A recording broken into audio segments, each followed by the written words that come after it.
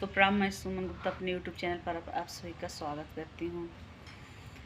गौरा तो हरे सजनवा से डर लागे, डर लागे गौरा, डर लागे गौरा तो हरे सजनवा से डर लागे, गौरा तो हरे सजनवा से डर लागे।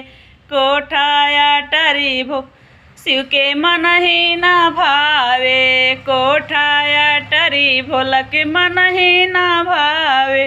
टूटही मड़ैया से मोर मन भागे, गौरा तोहरे सजनवा से डर लागे, गौरा तोहरे सजनवा से डर लागे, डर लागे गौरा, डर लागे गौरा तोहरे सजनवा से डर लागे।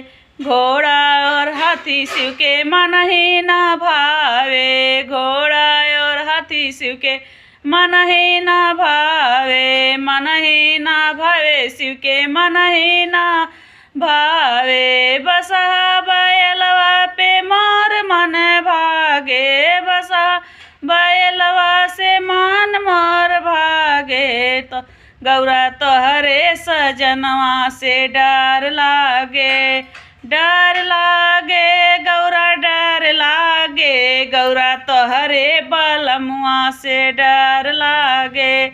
कुर्ता धोती भोला के मन ही ना भावे, कुर्ता धोती भोला के मन ही ना भावे, मन ही ना भावे शिव के मन हो ना भावे। मृग के छलवा से मोर मन भागे, गौरा तोहरे सजनवा से डर लागे, डर लागे गौरा, डर लागे गौरा तोहरे सजनवा से डर लागे।